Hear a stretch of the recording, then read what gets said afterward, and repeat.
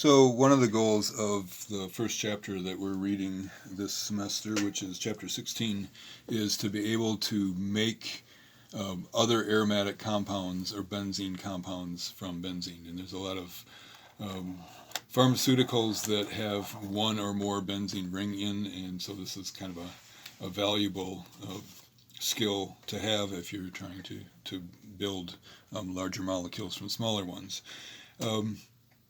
So the set of reactions that we are going to be looking at to begin with is electrophilic aromatic substitution. And what we're going to be doing is, well, we know that this benzene right here has one hydrogen on every carbon, so because carbon has to have 4 bonds. And so what we're going to be doing in the substitution reaction here is removing one of the 6 hydrogens attached to the benzene ring and replacing it with something else. And so we can add a variety of different electrophiles to replace the hydrogen. And so one of the electrophiles that we can add, one of the things that we can do is we can replace the hydrogen with a chlorine. And that's not the only halogen that we can replace it with. We can also replace it with a bromine. So another compound that we would make from benzene, replacing one of the hydrogens with bromine. Another thing that we can do is to replace that hydrogen with an alkyl group. A methyl group, an ethyl group, an isopropyl group. Another thing that we can do is to replace that hydrogen with an acyl group, a ketone, a carbonyl, and then an alkyl group. So we can do that. There are 6 different things that we can easily add in electrophilic aromatic substitution. So these are 4 of them. Another one is a nitro group. And we haven't really spent a lot of time looking at a nitro group. A nitro group is interesting. It's just abbreviated NO2. But when you draw it out, it has formal charges on the atoms. And it's unlike most other functional groups. Most other functional groups that you learned, all the atoms are neutral, but here we have a positive charge on nitrogen and a negative charge on one of the oxygens, and then there's another resonance structure where the negative charge is up there.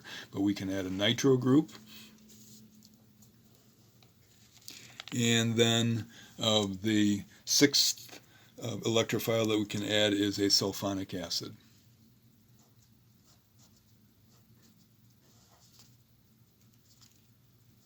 And it's SO3H, but let me draw it out so you can see what the structure looks like there. Turns out there's a whole class of antibacterial drugs, sulfa drugs, that are very important that we can make by starting to add this sulfonic acid onto a benzene ring and then building it off of there. So these are the 6 things that we can make by electrophilic aromatic substitution, and all we're doing is adding some sort of an electrophile, and we'll talk more in detail about that, and a catalyst for each of these. And so the first one, the electrophile that we add, is Cl2, and the catalyst is iron trichloride.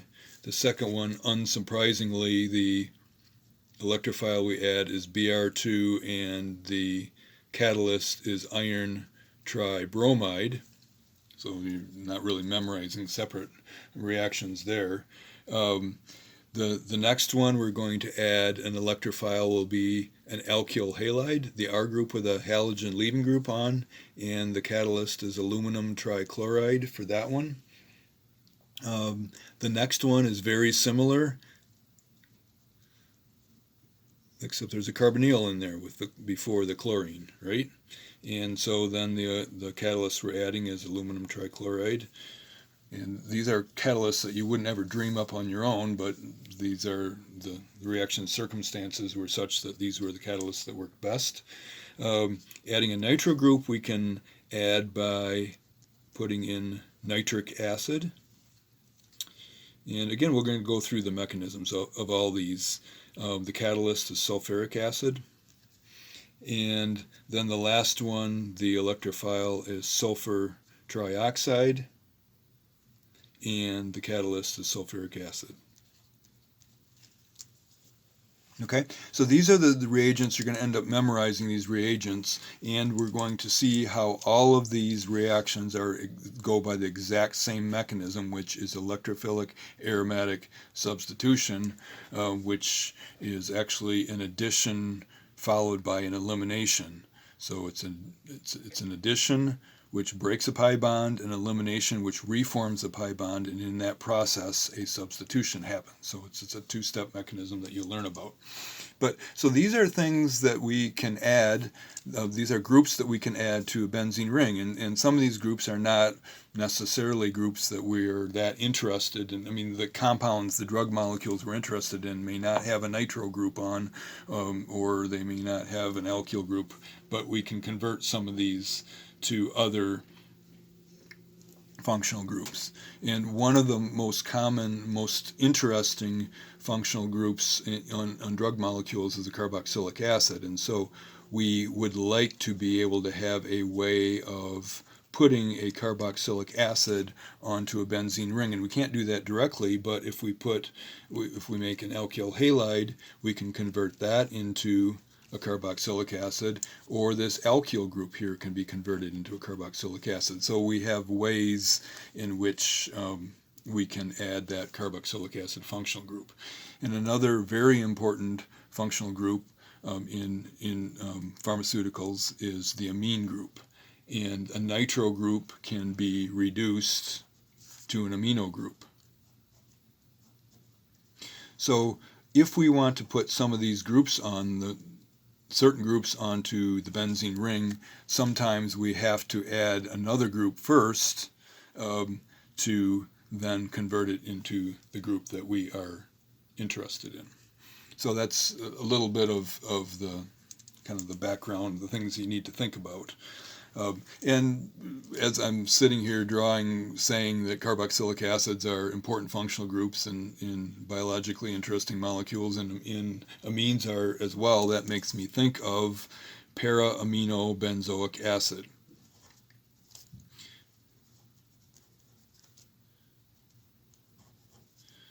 Maybe your parents, probably your grandparents, used para-amino-benzoic acid as their sunscreen. Wipe that all over your body, and that absorbs the ultraviolet rays of the sun and protects your skin from forming free radicals and causing skin cancer. But we have a variety of different sunscreens now that have replaced largely para-amino-benzoic acid. But think about it. Here we want a benzene ring, and we want to have a carboxylic acid and an amino group, and we want them opposite each other. We don't want them ortho to each other. We don't want them meta. They have to be para. How do we get that to happen? And we can see here that if we want to put an acid on the carboxylic acid on there, then we can make it from a halogen or a R group. If we want an amine, we can make it from a nitro group. But then the order really matters. And so one of the things you're going to learn about is that if you add things in a different order, you'll get a different arrangement. So I'm starting to run out of time on this video, but very briefly, if we have a benzene ring and we add a nitro group on there, and then we want to add bromine on there, in the end, when we do that, we're going to have the bromine adding meta to the nitro group. And again, we're going to talk all about this and figure out why that is by studying the mechanism. But if we started out instead and we had the benzene ring and we wanted to add, we said we were going to add the bromine first. If we add the bromine first and then we add the nitro group,